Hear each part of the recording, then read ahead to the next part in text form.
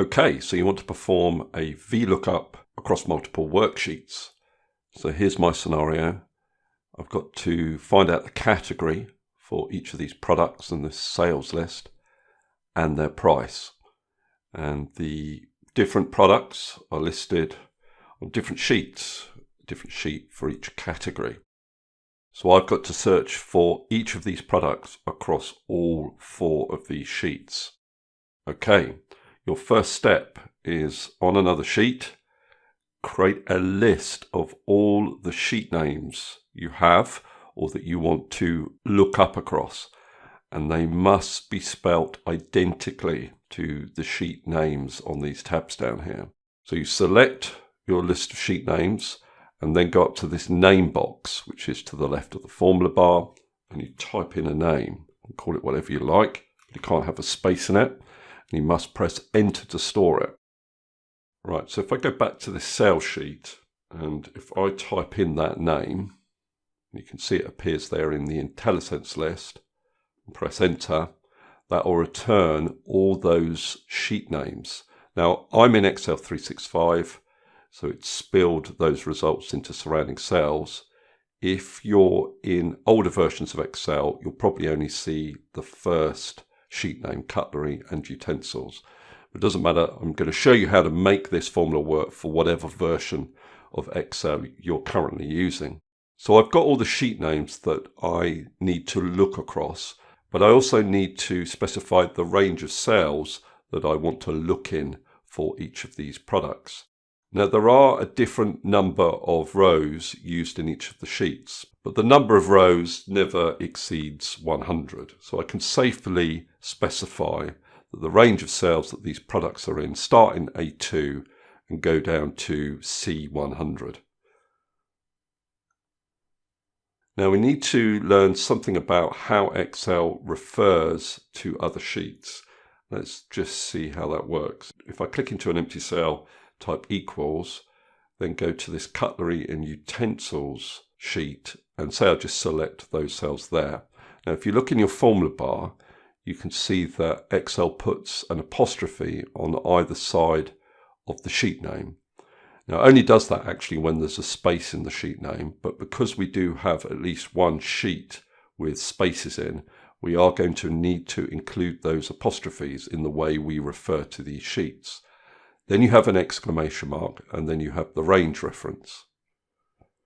So I need to construct those sheet references exactly as we saw them just now. Now to do that, I'd first of all, in quotation marks, put that prefix apostrophe, and then I would concatenate or join that apostrophe with the list of sheet names. And I've used an ampersand symbol to do that. Then I need to join that with, and again this goes in speech marks, an apostrophe and an exclamation mark. Then I need to give the range reference. So we said that was A2 to C100. And then I close the quotation marks for that range reference. So if I press enter, you can see now that basically I've got a list of all the ranges, all the possible ranges that I'd want to look for these products in. Now again, if you're not in Excel 365, you're probably only seeing the first result. Now one way I could tell whether this product appears in any of these ranges is to count how many times it appears in the range. So let's use a COUNTIF.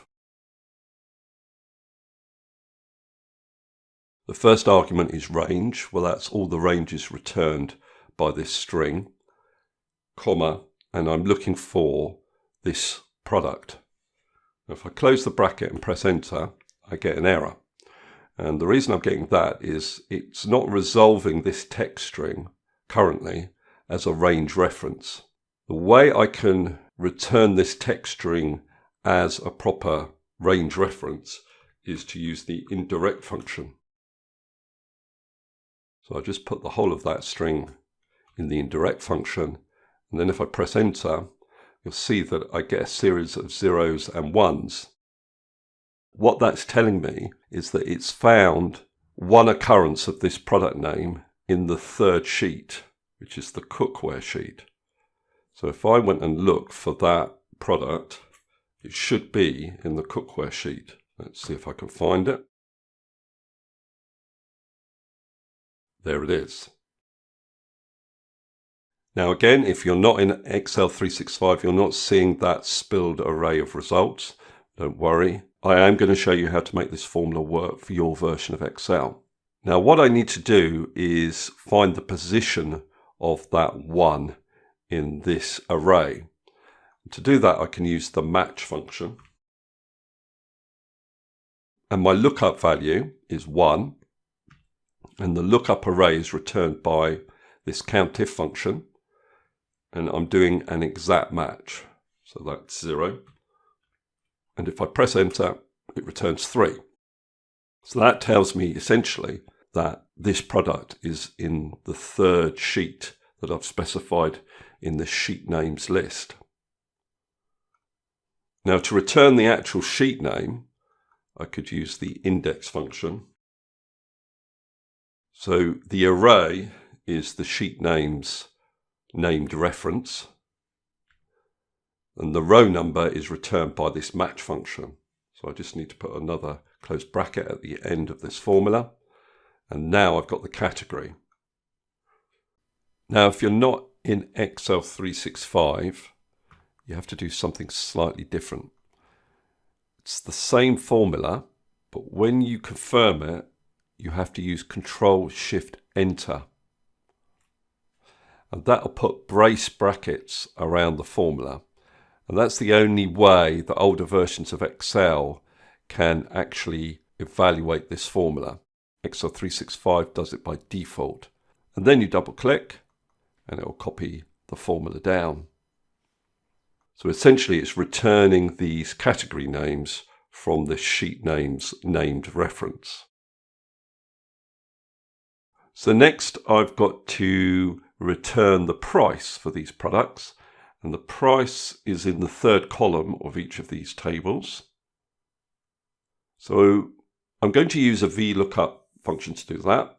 But this formula here is going to help us return the correct sheet and table array for each of these products in column B. So I'm going to copy this formula and paste it into the price column.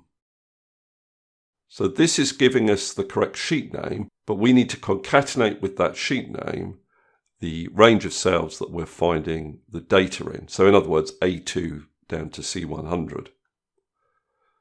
So to do that, I need to put the sheet name in single quotation marks. So I put that single quotation mark in speech marks, and then I put in an ampersand symbol.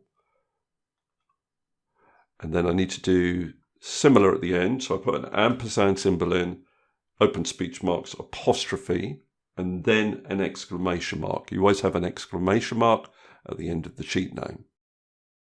And then I need my range reference. So that's A2 to C100.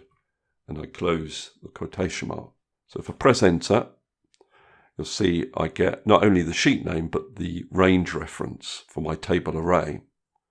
Now that is a string at the moment. We can't use that as a range reference until we put it in the indirect function.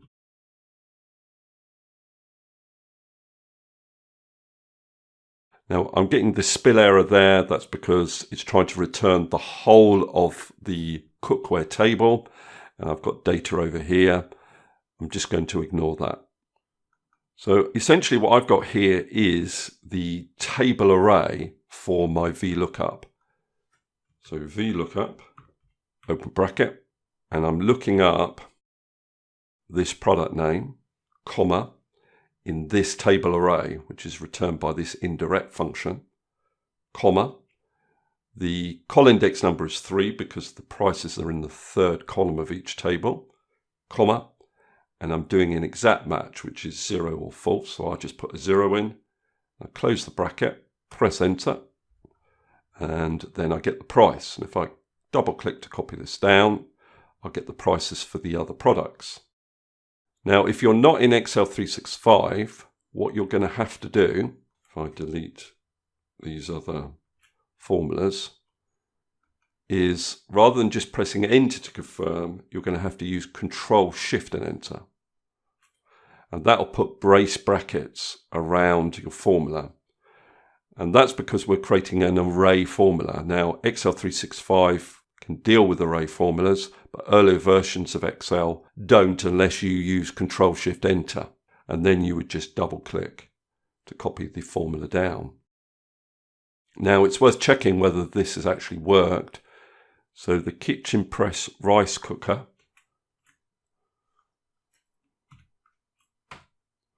that's £26, and that's what we've got there. Let's pick another one. Kitchen press stacks ring. So that's apparently a bakeware product. And that's £31. And that is what we have here. Okay, so it seems to have worked. That is all I wanted to cover in this particular video. Hopefully that's useful. If it is, please give me a thumbs up and subscribe, and I'll see you next video.